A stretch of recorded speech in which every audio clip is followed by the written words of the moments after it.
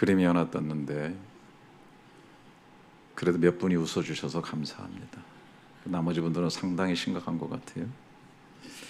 이것은 그 위워드라는 앱에서 그 인공지능 생성 이미지로 그린 그런 그림입니다. 그 위워드는 프랑스에서 시작된 걸음수 보상형 운동 앱이라고 하는데요. 사용자가 걷는 만큼 포인트를 적립해가지고 현금, 상품권, 또 기부금 이런 것을 주는 그 헬스테크 서비스입니다. 그런데 거기에서 이렇게 앞에 스마트폰만 바라보고 스마트폰을 모시고 사는 자의 삶의 결과가 어떻게 되는가라는 것을 그려본 것입니다. 해당 이미지에 가장 눈에 띄는 점은 불룩 나온 뱃살이죠. 소비되지 않는 지방이 배에 쌓이면서 복부 비만이 생기고 이 때문에 심장병 혹은 당뇨 위험이 높아진 그런 모습입니다. 또 눈에 띄는 게 뭐예요? 거북목이잖아요. 장시간 구부정하게 이렇게 앉아서 화면만 바라보게 되면은 이렇게 거북목이 형성이 되고, 그리고 이 습관을 바꾸지 않으면 혈액 순환이 떨어지고 관절이 뻣뻣해지고 또 탈모도 생기고 다크서클 같은 증상도 심해질 수 있다고 얘기를 합니다. 재미있는 것은 위워드는 이렇게 말을 했어요. 노화 방지 정보를 찾겠다고 하면서 스마트폰을 장시간 들여다보지만 아이러니컬하게도 스마트폰에서 나오는 블루라이트가 피부 노화와 시력 감퇴를 촉진한다, 그렇게 지적을 했습니다. 요즘 현대인들 대부분 스마트폰을 앞에 놓고 늘 스마트폰을 모시고 사는 존재들이 되었다고 볼 수 있을 정도입니다. 여러분들 눈에는 잘 보이지 않을지 몰라도 사실 이런 그림의 모습이 특별히 젊은이들에게, 우리 아이들에게도, 또 놀랍게도 교인들의 모습 속에서도 보여질 때가 있다는 사실입니다. 우리 그리스도인들 이 시대를 살아가면서 이런 부분에 대해서 아주 심각한 경고도 받고 많은 생각을 하면서 삶을 바꾸려고 노력해야 되지 않나 생각이 됩니다. 오늘 우리가 암송한 시편 기자는 이렇게 말합니다. 내가 여호와를 항상 내 앞에 모심이요. 단순히 하나님이 나를 보고 계신다는 인식 정도가 아니고 내가 의식적으로 하나님을 내 시야 앞에 모셔놓는 태도를 타는 것입니다. 이 모신다는 것은 단순히 손님으로 초청한다는 것이 아니라 주인으로 인정하는 것이죠. 저는 과거 제단에서 제단불이 꺼지지 않도록 관리하는 것처럼 우리 인식의 불꽃에서 꺼지지 않는 인식의 지속성을 갖고 하나님이 내 앞에 계시다고 하는 사실을 늘 보고 있어야 된다고 생각합니다. 우리가 보통 우리의 인생에서 따를 만한 존경하는 분이라든지 큰 영향력이나 힘을 가지고 있는 분을 모시고 일하게 되면 많은 유익도 얻고 큰 영광을 누리는 경우가 많이 있습니다. 성경에도 보게 되면은 엘리사는 엘리야를 선대로 모시고 사역하면서 나중에는 영감의 갑절을 받았잖아요. 그리고 엄청나게 많은 사명들을 감당한 것을 보게 됩니다. 여호수아는 늘 모세를 모셨고 성경에 보면은 성막에서 수종 들면서 일하고 사역하면서 결국은 가나안 들어갈 때도 대권을 이어받아서 가나안 정복의 영웅이 된 것을 보게 됩니다. 잘 아시는 룻은 시어머니 나오미를 모시고 유대 땅에 와서 다윗 왕가와 나중에는 메시아의 혈통을 잇게 하는 조상이 되었다고 하는 것이죠.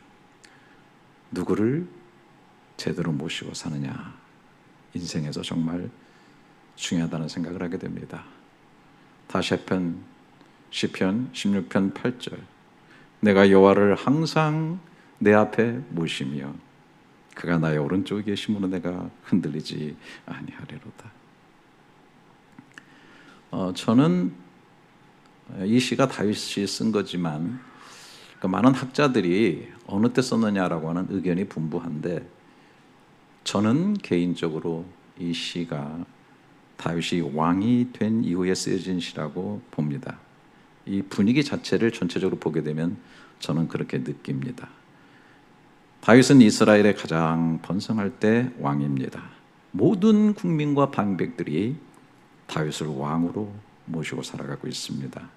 그런데 다윗은 여호와 하나님을 자신의 앞에 모시고 산다는 고백을 합니다. 그래서 자신은 결코 흔들리지 않는 삶을 산다고 간증하고 있는 것입니다.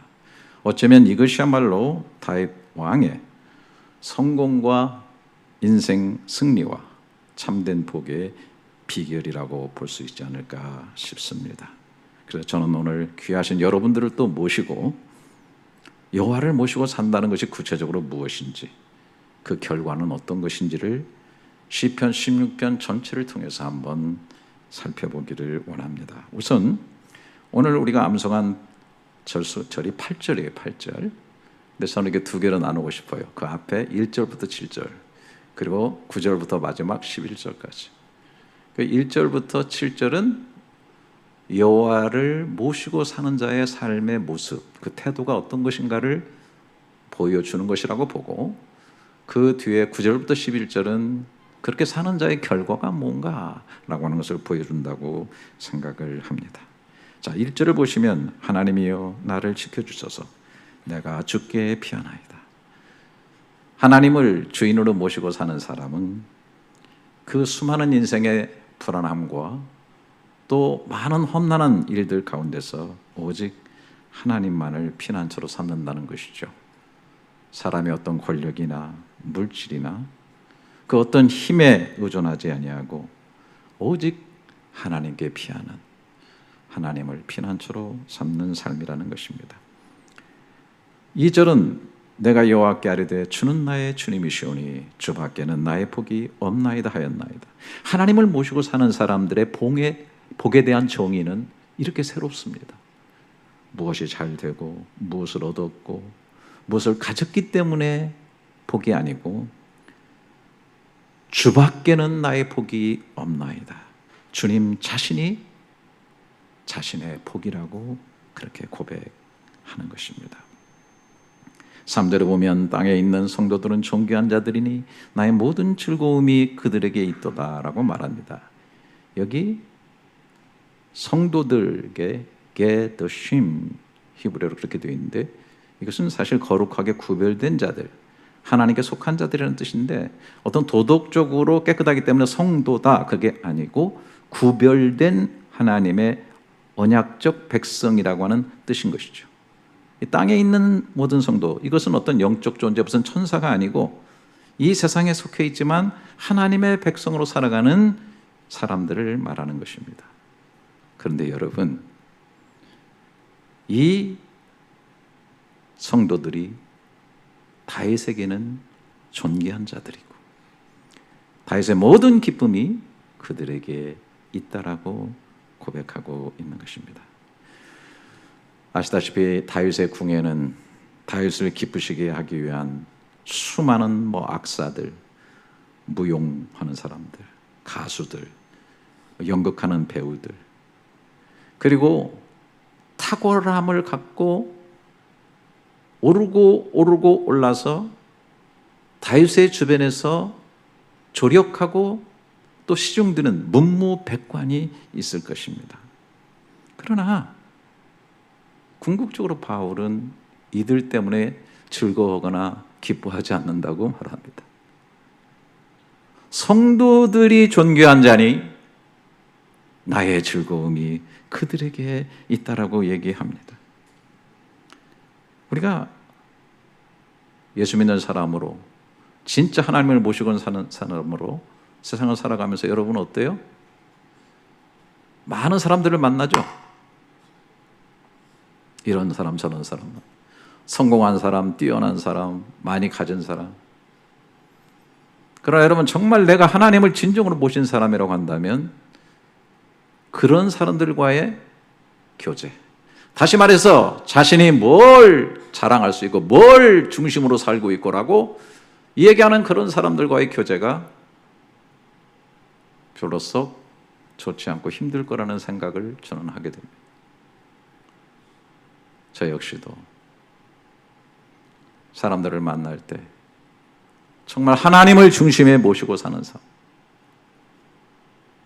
그래서 그 아래서 늘 겸손하고 겸허함이 있고 온유함이 있고 이런 사람들을 만날 때 한없이 기쁘고 제 마음도 회복되고 계속 만나고 싶은 생각이 들어가는 것이죠.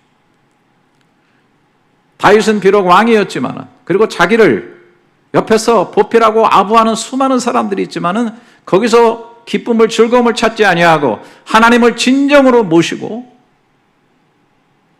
하나님을 섬기는 하나님의 백성들, 나의 즐거움이 그들에게 있다. 이게 하나님 진짜 모시고 사는 사람의 고백이라고 생각이 됩니다. 4절에 보면 다른 신에게 예물을 드리는 자는 괴로움이 더할 것이라. 나는 그들이 드리는 피의 전제를 드리지 아니하며 내 입술로 그 이름도 부르지 아니하리라. 이게 다른 신이라고 하는 것은 문자적으로 이질적인 존재, 하나님 이외의 어떤 대체물이라고 볼 수 있는데 이게 바로 우상이겠죠. 우상이라고 하는 것은 하나님을 중심에 모시는 것, 그 이상으로 중심에 모시고 있는 것, 이런 것들을 다 우상이라고 볼 수가 있겠죠. 여러 가지가 있겠죠. 그런데 다른 신에게 예물을 드린 자는 괴로움을 더할 것이라. 그들의 결국을 꿰뚫어 보고 있다는 거예요. 하나님을 모시고 사는 사람들은 다른 것들을 더 모시고 사는 사람들의 결국이 어떻게 될 것인가를 꿰뚫어 보는 영적인 분별력을 가지고 있다는 거예요. 처음에는 좋죠. 달콤해요. 아름다워요. 우상을 섬기는 것 눈에 보이는 거죠. 얼마나 편리한지 몰라요. 하나님 믿는다고 하는 것은 보이지 않는 하나님을 모신다는 것도 힘들고 또 그분의 뜻이 어쩌고 저쩌고 그분이 뭘 원하고 어쩌고 저쩌고 힘듭니다. 연구도 해야 되고 공부도 해야 돼요. 그런데 우상은 비나이다. 그냥 가가지고서 자기 소원만 아뢰면 되는 거예요. 너무 쉬운 거예요. 풍요를 준다고 그러죠. 그리고 주술이에요. 내가 얼마나 입으로 말을 많이 하는가에 따라서 움직여 줄 수 있는 신. 처음에는 좋죠. 그런데 여기 보니까 괴로움이 더할 것이라는 것을 관조하고 있는 거예요. 여러분, 좋은 것으로 왔지만 괴로움을 덧입혀주는, 특별히 율법 종교들의 특징이 그거예요. 뭐만 지키면 뭐가 된다고 그래요. 끝없이 요구합니다. 만약 여러분들이 신앙생활을 하는데 어떤 일을 하는데 즐겁고 감사하고 그러면 좋은데 끝없이 힘들어. 나중에 지나보면 신앙생활이 이렇게 어려운 거야, 이렇게 힘든 거야 라고 하신다면 여러분들의 신앙을 깊이 들여다보셔야 돼요. 물론 하기 싫어도 해야 되는 것이 있어요. 그런데 그 끝은 즐거움이에요. 감사예요. 그런데 계속 괴로움이 더해진다면 거기에는 문제가 있는 것이죠. 5절에 보면 여호와는 나의 산업과 나의 자녀 소득이니 나의 분깃을 지키나이다. 하나님 자신이 나의 산업이고 내 자녀 소득이고 나의 분깃, 헬키, 포션, 어떤 약속으로 받은 어떤 기업의 부분이다. 그렇게 얘기를 하고 있어요. 그러니까 한마디로 말하면 너무나 이렇게 좀 쉽게 얘기한다면 하나님 모시고 사는 사람은 하나님 때문에 그냥 먹고 산다는 거예요. 대단한 사람을, 좋은 분을 잘 모시면 그걸로 해서 내가 사는 것처럼 하나님 잘 모시고 살면 하나님이 잘해 주시는 것을 덧입고 산다. 아주 쉽게 말씀드릴 수가 있어요. 6절에 내게 줄로 재어준 구역은 아름다운 곳에 있으며 나의 기업이 실로 아름답도다. 이 표현은 이스라엘 땅 분배 이미지에서 나오는 걸 아시죠? 여호수아가 각 지파가 가나안에 들어갔을 때 그 지파별로 분할을 해줄 때 측량줄로 경계를 지어서 땅을 나누어 줬다는 거예요. 다윗은 자신이 살고 누리고 있는 이 모든 것들이 하나님께서 줄로 재어주신 영역이라고 보고 있는 거예요. 나의 가정, 내가 속한 교회, 나의 일터, 내 영향력이 미쳐지고 있는 곳, 내가 움직이는 모든 바운더리, 하나님께서 줄로 재어주셔서 내가 그 가운데 있고 그것을 누리고 있다라고 보고 있는 거예요. 그곳이 아름다운 곳에 있다, 실로 아름답다라고 고백하고 있는 거예요. 이것이 하나님을 제대로 모시고 사는 사람의 진정한 고백인 거예요. 하나님이 내 삶에 정해주신 목, 자리, 환경, 사명, 나는 만족한다. 자꾸 다른 것을 기웃거리고 비교하면서 원망하고 불평하는 것이 아니라 아름답다고 고백하며 감사하는 삶의 태도를 가지고 있는 것이죠. 7절에 나를 훈계하신 여호와를 송축할지라 밤마다 내 양심이 나를 교훈하도다. 하나님을 중심에 모시고 사는 자의 특징입니다. 밤마다, 이것은 조용할 때에 언제나 조용한 시간을 갖습니다. 그리고 하나님께서 내 양심 속에 나를 교훈하시는 음성을 듣습니다. 정보를 준다거나 깨달음을 주는 정도가 아니라 나를 교정하고 바르게 훈련해서 바른 길을 가게 하는 하나님의 역사가 내 내면 속에 있다라고 하는 것입니다. 하나님을 모시고 사는 사람에게는 말씀으로 빚어진 양심이 밤마다 하나님의 학교가 되어 준다라고 하는 사실입니다. 말씀과 성령의 양심이 등불이 되어 나를 인도해 나가는 것입니다. 나이가 들수록 누가 나를 교훈해 줍니까? 누가 나한테 싫은 얘기 해줍니까?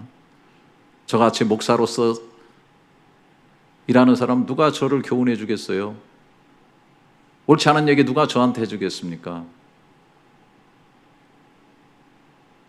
하나님의 진실한 음성을 들을 수 있는 것, 나를 때로 교훈하고 바르게 깨닫게 해주고 나를 교정해서 이끌어 주시는 그 하나님의 양심을 통해서 일하심을 느끼지 못한다면 과연 그분이 하나님을 진정으로 모시고 사는 사람일까요? 오늘 또 이 아침에 양심을 통해서 말씀하시는 주의 음성을 들으시기를 축원합니다. 자, 이제는 이 하나님을 모시고 사는 자의 삶의 결과를 보겠습니다. 9절에 가장 두드리는 특징이 이러므로 나의 마음이 기쁘고 나의 영도 즐거워하며 내 육체도 안전히 살리니. 내 마음, 내 내면 세계, 내 인격의 중심, 이런 것들이 정말 기쁘다. 나의 영도 즐거워하며, 그래서 영도 즐거워하며. 원래 영이라는 단어는 루하크라는 히브리어로 쓰는데 여기는 케보디를 써서 케보디. 영광이, 나의 영광이라고 되어 있어요. 원래는 번역을 이제 사실 그렇게 해야 되는데 사실 은의적 표현으로 그 영혼 깊은 곳, 그렇게 얘기할 수도 있을 것 같아요. 여러분들이 그 시편에 보면 내 영광아 깰자다, 비파와 수고마 깰자다 되고 그 깬다라는 말이 영광이 어떻게 깨요? 이거는 내 영혼이 깨어난다. 나의 삶의 깊은 부분이 깨어나는데 나의 그 마음과 나의 속의 어디 깊은 부분이 기뻐하며 즐거워한다. 환희로 춤춘다. 그런 뜻이. 여기 즐거워한다는 말, 포야젤이라고 하는 이 히브리 단어는 기뻐 날뛴다, 뛰어오른다. 내면 깊은 곳에서 폭발하는 영적 환희의 표현인 거예요. 하나님을 모시고 사는 자들이 경험하는 제대로 된 모습이 바로 이런 거예요. 깊은 곳에서 솟아나는 기쁨. 그러니까 세상에는 이런 것들이 채워지지 않으니까 자꾸 다른 것으로 채우려고 하다 보면은 악순환이 계속되는 걸 보게 됩니다. 여러분이 잘 아시는 대로 마약을 계속하죠. 죽는 줄 알고 해요. 왜? 순간적으로 얻는 도파민, 더 강력한 도파민. 그 마약하는 사람들 얘기 들어보니까 거기 있다가 나온 어떤 목사님 아들 간증 들어보니까 유명한 가수인데, 처음에는 너무 좋았어요. 그런데 이제는 도파민이 생기지 않는 거예요. 더 강력하게, 더 강력하게, 더 강력. 여러분, 그 도박 같은 거 하는 거 있잖아요. 돈 없는 사람이 하는 게 아니에요. 돈 있는 사람이 하는 거예요. 돈이 엄청나게 많은 사람도 도박을 해요. 왜? 돈을 벌었던 그 벌면서 오는 도파민, 이것을 지속하기 위해서 내가 잠시 던져가지고 뭔가 얻어내는 그것에서 나오는 도파민을 계속 추구하려고 그 짓을 하는 거예요.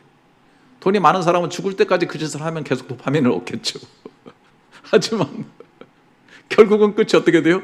오늘 말씀한 대로 더 많은 괴로움을 갖게 돼요. 패가 망신하게 되는 거예요. 세상에서 얻으려고 하는 이러한 기쁨이나 어떤 즐거움들은 끊임없이 우리를 유혹하지만 들어가면 들어갈수록 더 목마르고 더 고통스러우면서 완전하지 못하는, 여러분들이 신앙생활을 제대로 하셔가지고 오늘 이 자리에 앉아 계신 여러분들이 정말 내 깊은 영혼, 존재 깊은 곳에서 이런 기쁨이 솟아나고 있는가? 파도가 아이는 거대한 물결, 깊은 시면에, 요동치 않은 시면에 깊은 곳이 있는 것처럼 내 영혼과 삶의 존재 깊은 곳에서 누려지고 있는 이 평안이나 즐거움이 있는가라고 하는 것을 깊이 한번 생각해 봐야 될 거예요. 자, 또 여기 10절에 보게 되면은 이는 주께서 내 영혼을 수월히 버리지 아니하시며 주의 거룩한 자를 멸망시키지 않을 것입니다. 자, 내 영혼, 네페시로 되어 있습니다. 영이 라고 번역이 됐는데 그 번역을 원래 영어로 해야 되는데 영혼으로 했는데, 여기는 이제 생명 전체, 존재의 호흡 이런 것으로 볼 수 있고, 수월도 죽은 자들이 가는 무덤, 죽은 자들이 내려가서 보이지 않는 영역, 사실 하나님 없는 영역, 깊은 어둠의 영역, 그렇게 볼 수가 있겠죠. 거룩한 자는 차시데카라구나, 하사드에서 파송된 단어인데 헤세드에서 온 거예요. 헤세드, 언약받은 자, 하나님께 사랑받고 헌신된 자, 항상 하나님을 모시고 사는 자다, 그렇게 얘기를 할 수가 있어요. 이런 사람은 결코 죽음에 버림받거나 궁극적으로는 망하지 않는다. 주의 거룩한 자를 멸망시키지 않으실 것이다 라고 하는 것이, 이 말씀은 정말 궁극적으로 오늘 이 자리에 앉아 계신 저와 여러분들에게 연결된 말씀, 깊이 연결된 말씀. 여러분들이 이거를 해석할 수 있어야 돼요. 해석해내. 제가 최근에 어떤 유튜브를 들으니까 어떤 분이 성경을 읽어야 된다는 것을 운동을 크게 하더라고. 그냥 눈으로 읽지 말고 입으로 읽어서, 읽으면 이제 귀로 들어가게 해서, 그 사실 원래 읍졸이다는, 이 묵상하다는 단어가 원래 그런 것이 맞아요. 그리고 저도 이것을 얼마나 중요하게 생각하는지 몰라요. 과거에 우리가 교회를 지을 때 제가 너무 답답해가지고 새벽 3시에 교인들을 나오라고 해가지고 6시까지 창세기부터 요한계시록까지를 같이 읽었어요, 앉아서. 그때 같이 계신 분이 여기 계실 거예요. 한 40명 이상이 새벽 3시부터 나와가지고 6시까지 소리내어 읽었어요.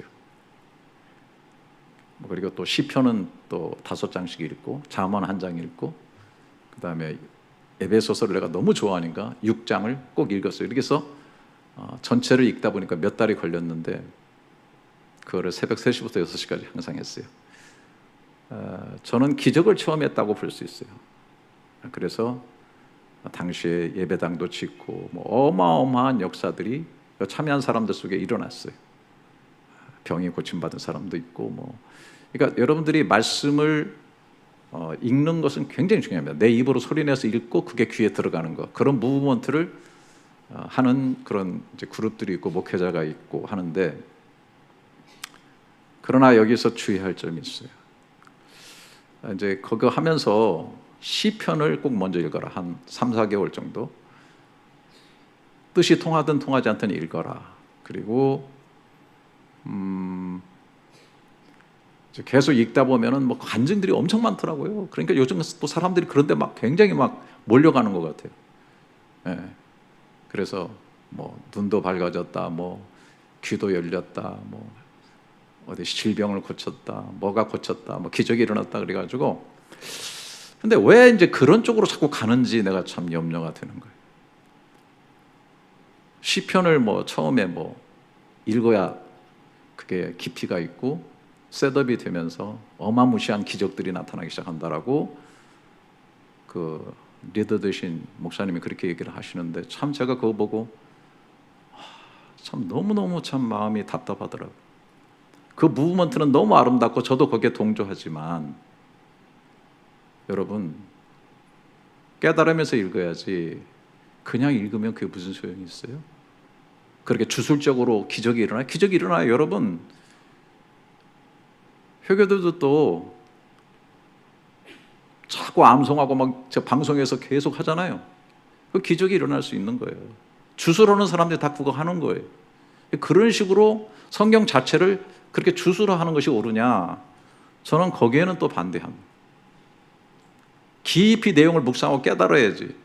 자, 오늘 이 시편 같은 경우 여러분 한번 생각해 보세요. 바울이 얼마나 많이 이거를 시편을 읽었겠어요. 구약을 다 읽고 다 암송한 사람이에요.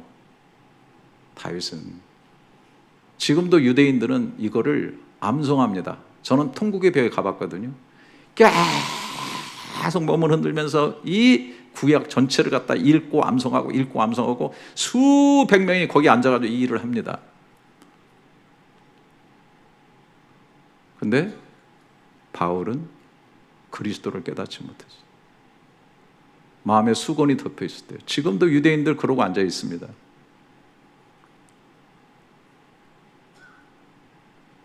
성령으로 말미암아 이 내용의 뜻을 깊이 깨닫지 않으면 내 것이 되지 못해.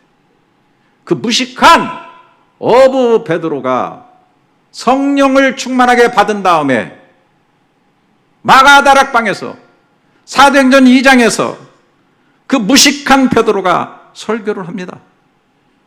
사도행전 2장 25절부터 31절에 다윗이 그를 가리켜 이르되, 다윗 얘기를 합니다. 내가 항상 내 앞에 계신 주를 배웠으며 나로 요동하지 않게 하기 위하여 그가 내 우편에 계시도다.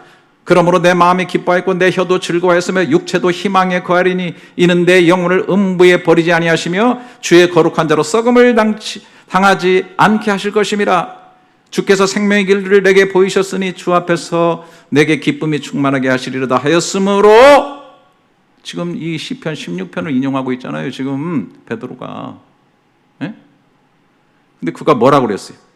형제들아, 내가 조상 다윗에 대하여 담대히 말할 수 있노니, 내가 지금 여러분에게 담대히 말한다. 다윗이 죽어 장사되어 그 묘가 오늘까지 우리 중에 있도다. 아니 왜? 썩지 않는다고 했잖아요. 멸망되지 않는다고 했잖아요. 그런데 왜 그가 죽어서 썩어가지고 장사된 묘가 오늘까지 우리 가운데 있는 건가? 그는 선지자라 하나님이 이미 맹세하사 그 자손 중에서 한 사람을 그 위에 앉게 하리라 하심을 알고 미리 본고로 그리스도의 부활을 말하되 그가 음부에 버림이 되지 않고 그의 육신이 썩음을 당하지 아니하시리라 하더니 이 예수를 하나님이 살리신지라 우리가 이 일의 증인이로다. 누굴 얘기하고 있는 거예요? 다윗이 그때 당시 얘기했을 때 그 얘기만 보면 다윗은 이미 썩어서 죽은 사람이야. 그게 무슨 의미가 있어요? 약속이 지켜진 거예요? 근데 그것은 그가 미리 본 예수에 대한 얘기였다라고 해석을 하고 있는 거예요. 그게 얼마나 중요한 거예요.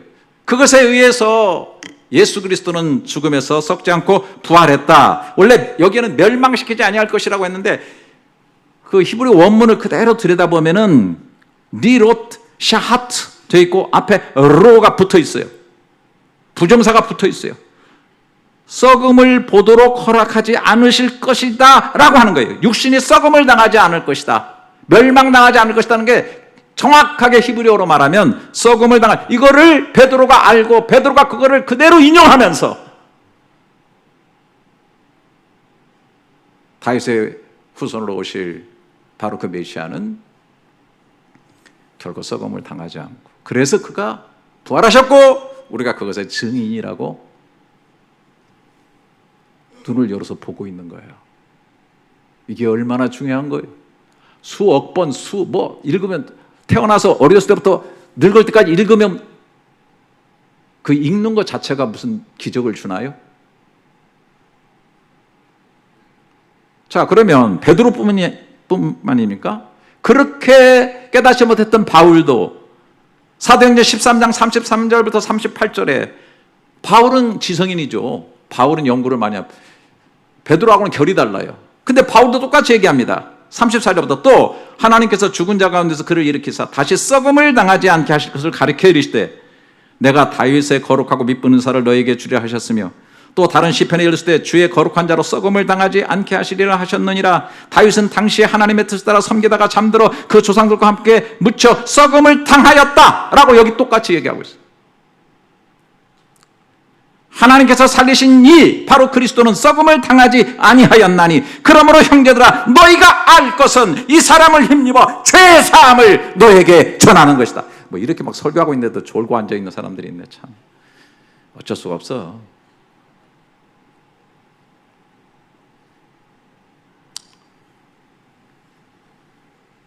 여러분,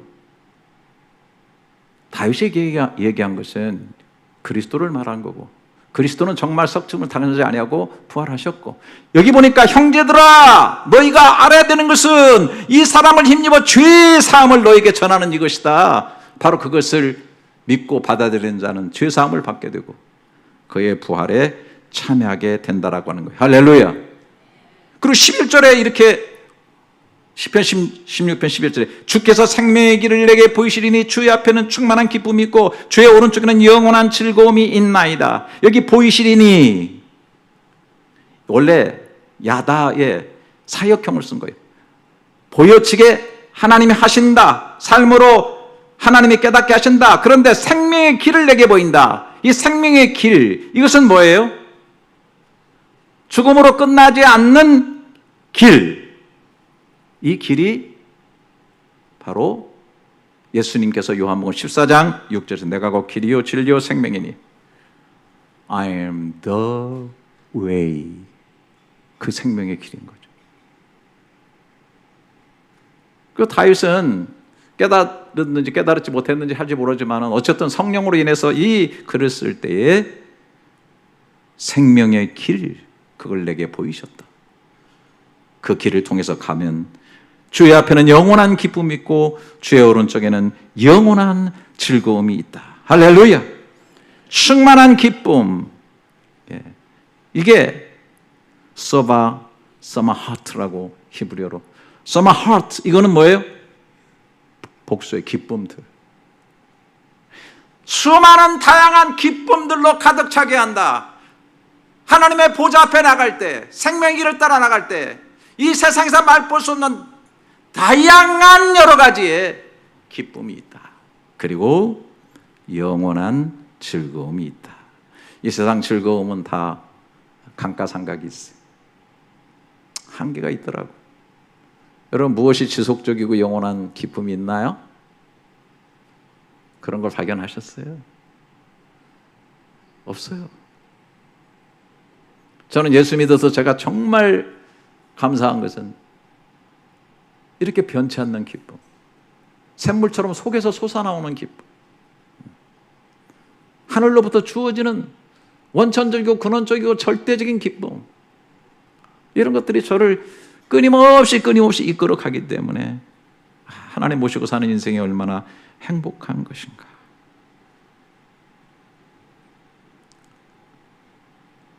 이 8절에 내 앞에 주를 하나님을 모시고 산다고 하는 이 고백은 마지막에서 절정을 이루면서 그것이 생명의 길로 우리를 인도하면서 충만한 기쁨과 영원한 즐거움으로 들어가게 된다고 하는 사실을 이야기하고 있는 것입니다.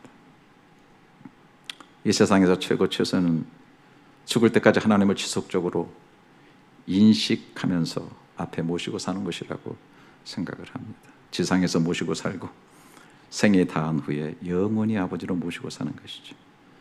이것이 인생 최고의 행복이라고 감히 말씀드릴 수 있겠습니다. 어떻게 살아야 되겠습니까? 제가 제목을 정했습니다. 잘 모시고 잘 살자. 하나님 잘 모시고 잘 살면 됩니다. 할렐루야!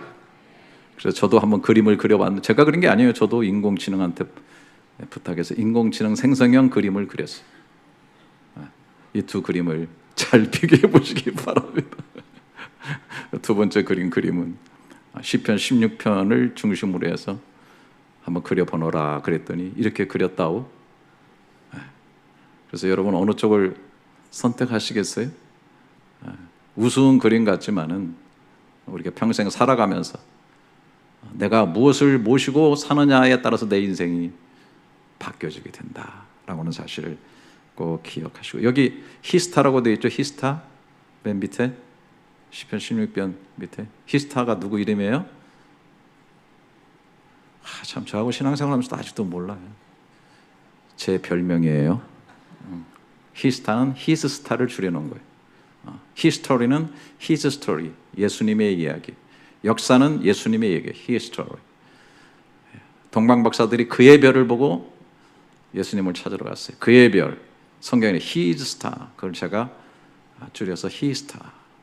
저는 사람들을 말씀으로 그리고 성령의 빛으로 주님께로 인도하고픈 사람이 되고자 이름을 히스타라고 했는데, 오늘 그 히스타가 여러분을 인도하는 사람이 바로 이 사람이라는 것을 바라보시면서 여러분들의 삶이 이렇게 되시기를 주님의 이름으로 축원합니다. 자리 한번 일어나실까요? 네. 우리 오늘 말씀의 깨달음을 실어서 내 고백으로 우리 이 찬양을 한번 같이 하도록 하겠습니다.